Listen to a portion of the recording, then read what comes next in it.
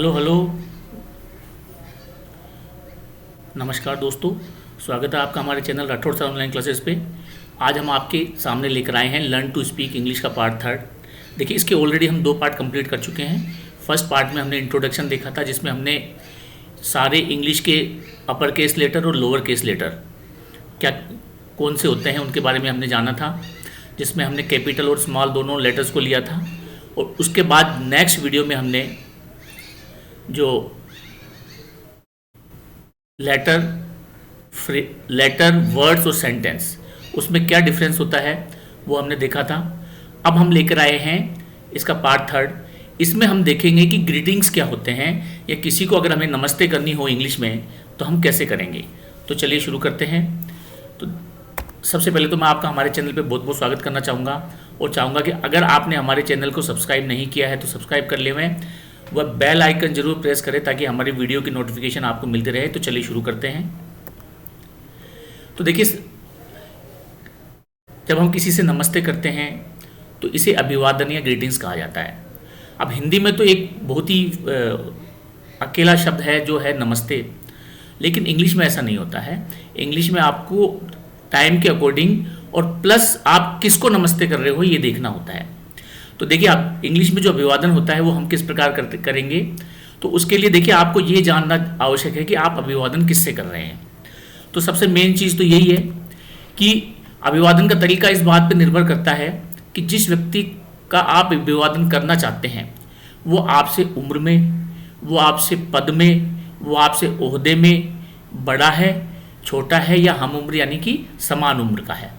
तो आपको इस चीज़ को ध्यान रखना है कि अगर आप किसी से भी अभिवादन करते हैं तो उसमें आपको 2-3 चीज़ें ध्यान रखनी होती हैं। तो एक चीज़ तो इसमें ये ध्यान रखनी पड़ती है कि आपके जो अभिवादन होता है या ग्रीटिंग्स जो होते हैं वो 2 तरीके के होते हैं। एक तो होता है फॉर्मल और एक होता है इनफॉर्मल। अब ये फॉर्मल ग्रीटिंग और इनफॉर्मल ग्रीटिंग क्या होता है, तो इसमें आप ये देखिए कि जब हम किसी को सम्मान पूर्वक किसी का अभिवादन करते हैं। अब मान लीजिए सपोज आपको अपने बॉस से बात करनी है, तो आप बॉस से उस तरीके से बात नहीं करेंगे जिस तरीके से आप अपने फ्रेंड को बात करते हैं, या आप अपने ब्रदर को बात करते हैं, या जैसे आप अपने सिस्टर को बात करते हैं, उससे उस तरीके से बात आप नहीं कर सकते। या फिर जैसे सपोज आपको अपने ग्रैंडफादर से जब बात करना है, आप अगर जैसे ग्रैंडफादर से जैसे बात कर रहे हो तो वैसे ही आप अपने बेटे से बात नहीं कर सकते। तो कहने का अर्थ यह है कि हर जो अभिवादन जो होता है वो अलग अलग तरीके का होता है। तो हमको ये किसी से भी अभिवादन करते समय या ग्रीटिंग करते समय इन चीज़ों का ध्यान रखना पड़ता है कि हम जिससे अभिवादन कर रहे हैं वो व्यक्ति कौन है। और दूसरी बात, अब देखिए हिंदी में तो जैसे मैंने आपको बताया था कि आपको अगर किसी से अभिवादन करना है तो नमस्ते जो वर्ड है वो अपने आप में सफिशिएंट होता है। कि आपने अब किसी से कह दिया कि नमस्ते अंकल, तो आपको उसमें आप सुबह भी नमस्ते कर सकते हैं, दोपहर में भी नमस्ते कर सकते हैं, शाम को भी नमस्ते कर सकते हैं। लेकिन इंग्लिश में ऐसा नहीं होता है। इंग्लिश में आपको टाइम का भी ध्यान रखना पड़ता है, प्लस आप किससे अभिवादन कर रहे हैं इस चीज़ का भी आपको ध्यान रखना पड़ता है।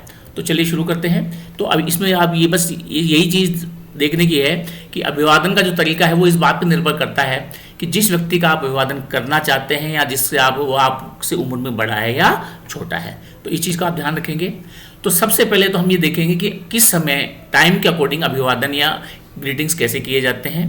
तो देखिए, सुबह से लेकर दोपहर 12 बजे तक का जो समय होता है, उस समय में अगर हमें किसी को नमस्ते बोलना है इंग्लिश में तो हम बोलेंगे गुड मॉर्निंग। ठीक है। अब वो आज मान लीजिए वो गुड मॉर्निंग अगर आपने किसी अंकल को बोला तो आप बोल सकते हैं गुड मॉर्निंग अंकल। आप उसको बोल सकते हैं भाई गुड मॉर्निंग अंकल। ठीक है। और गुड मॉर्निंग फादर।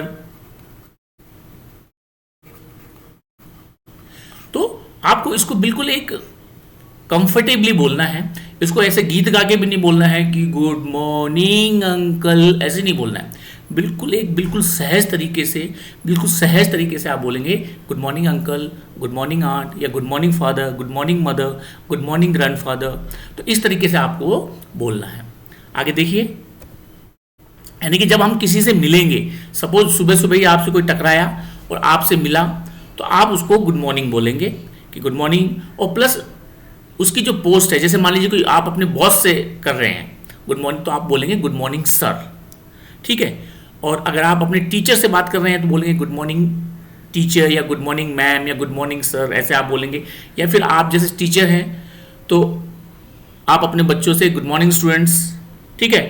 और या फिर अपने दोस्तों से बात कर रहे हैं तो उसको में जैसे उसको उसका नाम लेके भी आप बोल सकते हैं good morning Ravi, good morning Mohan, good morning, ऐसे आप बोल सकते हैं।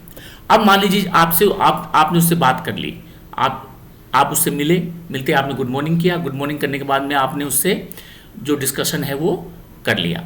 अब आपको क्या करना है कि अब जब आपने डिस्कशन कर लिया, अब आप उससे विदा ले रहे हैं, अब आप उससे दूर जा रहे हैं या उससे सेपरेट हो रहे हैं, उस वक्त आपको क्या करना है, तो उस वक्त आपको आप सुबह दोपहर 12 बजे तक आप उससे जैसे विदा होंगे तो आप उसको बाय बोल सकते हैं, टेक केयर बोल सकते हैं, सी यू बोल सकते हैं या हैव ए नाइस डे बोल सकते हैं। तो इन चारों में से आप कुछ भी कर सकते हैं, बाय बोल सकते हैं, टेक केयर। और अगर आपको जैसे लंबे टाइम के लिए किसी से विदा होना है तो आप एक और वर्ड है उसका नाम है गुड बाय। ये गुड बाय जो है या तो आप किसी से परमानेंटली विदा हो रहे हैं तो गुड बाय, या फिर लंबे समय के लिए आप जा रहे हैं तो आप गुड बाय बोल सकते हैं।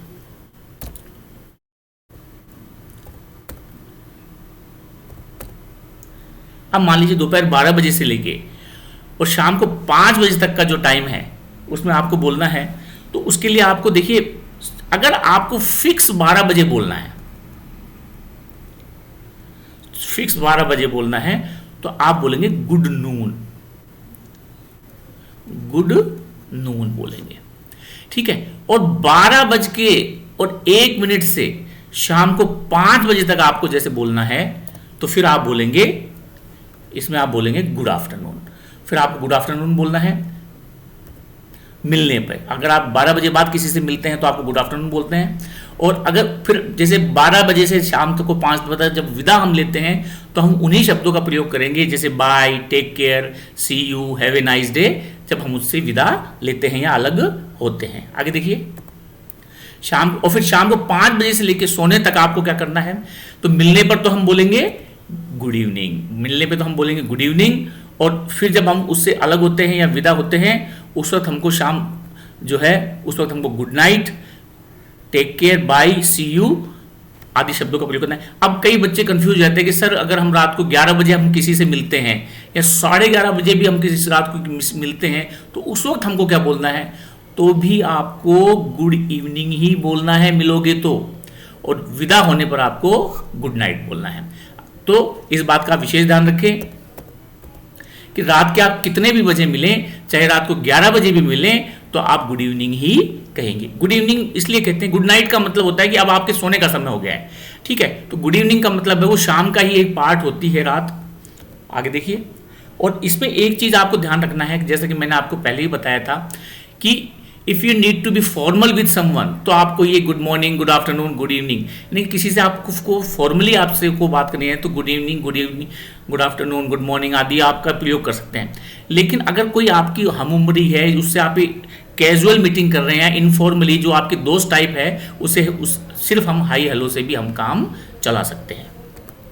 तो इसी के साथ ये हमारा जो वीडियो है समाप्त होता है। नेक्स्ट वीडियो में हम और कुछ आपके सामने लेकर आएंगे।